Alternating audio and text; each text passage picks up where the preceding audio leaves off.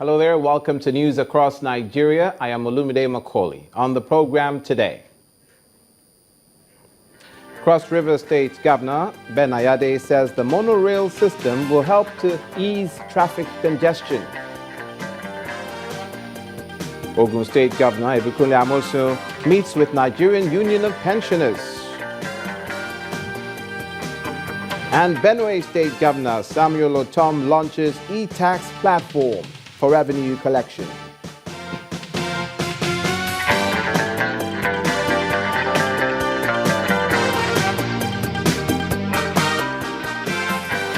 Welcome again to the show that takes you on an informative platform of what's happening now across the 36 states of the Nigerian Federation. And we begin with this story concerning a 5-man panel of the Court of Appeal, which has upheld the judgment of the Rivers State Governorship Election Tribunal, which nullified the election of Mr. Nyesom Wike as governor of Rivers State. In a judgment that lasted over 2 hours, the court held that Mr. Wike was not validly elected as governor of Rivers State and dismissed his appeal challenging the verdict of the Election Petition Tribunal. The court therefore ordered INEC to conduct fresh elections into the office of the governor of Rivers State. Now, a magistrate court in Abuja has discharged the director of Radio Biafra, Nnamdi Kanu, following the withdrawal of charges preferred against him by the Department of State Security Services.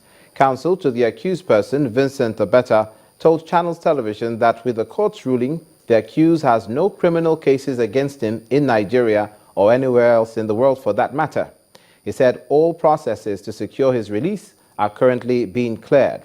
Mr. Kanu was on trial on a 3-count charge of criminal conspiracy, intimidation, and belonging to an unlawful society. Allegations the prosecutor has withdrawn. Meanwhile, ruling on the prosecutor's application for the matter to be taken up at the Federal High Court will be delivered on Thursday. The Nigeria Social Insurance Trust Fund, the NSITF, has threatened to come after employers of labor in Nigeria who fail to comply with the Employers' Compensation Act of 2010. This warning was handed down by the Managing Director of the NSITF, Munir Abubakar, at an interactive enlightenment forum with Nigeria Employers Consultative Association on Employees' Compensation in Port Harcourt, Rivers State. According to him, all employers of labor are mandated by the Employees' Compensation Act to pay 1% of their gross payroll to the NSITF to provide compensation to employees who suffer from occupational diseases, sustain injuries, or disability from accidents at the workplace or in the course of their employment. The Director General of the Nigeria Employers Consultative Association told Channels Television that beyond compensation, premium should also be given to safety and prevention at the workplace.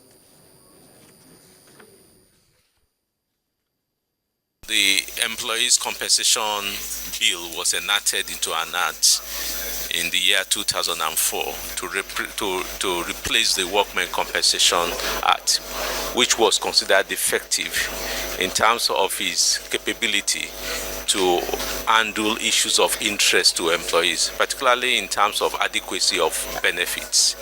So the Employees' Compensation Act, which replaces that particular act, is more encompassing and more enabling in terms of ensuring that employees are well compensated when they sustain injuries in the workplace. But beside that, there are provisions in that law that makes it necessary for the agency that is managing the Employees' Compensation Act to equally place importance on the issue of prevention in the workplace. The honeymoon is over. We have done our best to make sure employers comply. Those that are complying, we're happy with them and we're writing them to show our happiness. But those who are not complying will pay for it, because this time around we're holding the big stick, we are going to court and we'll pursue them. And there's no going back on that. And when we pursue them, they must pay back way back from 2011 to date. They must all pay, because they are changing their workers. They are teaching their workers and they are disobeying the country's laws.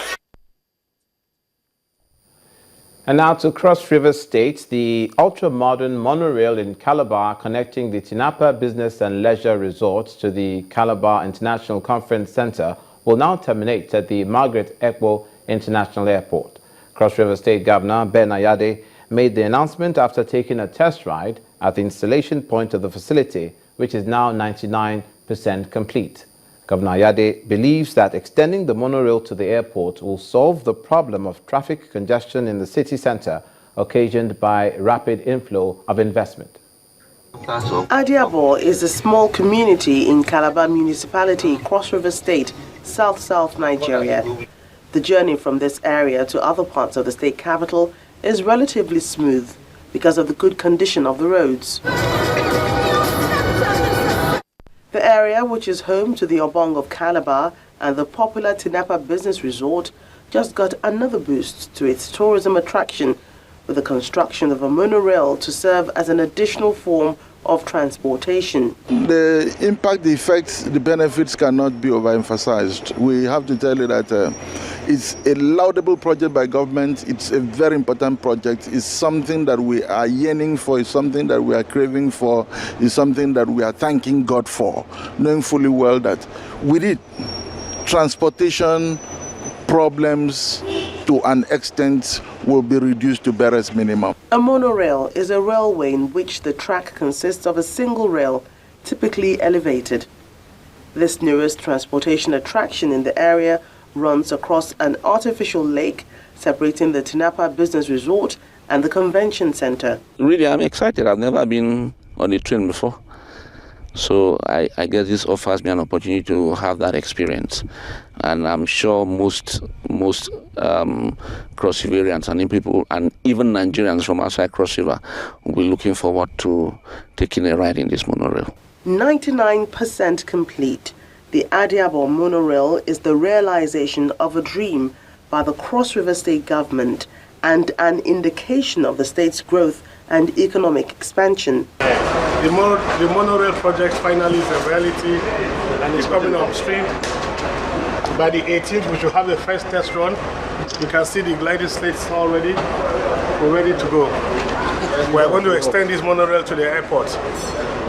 By the time we get the international approval to certify the airport for international operations. Cross River State has already created a name for itself as a holiday destination for Nigerians and foreigners. The intention of the state government is to use the monorail to show that it still has a lot more to offer in the tourism industry. Coming up on News Across Nigeria, the Ogun State Governor meets with the Nigerian Union of Pensioners in the Southwest. Please stay with us.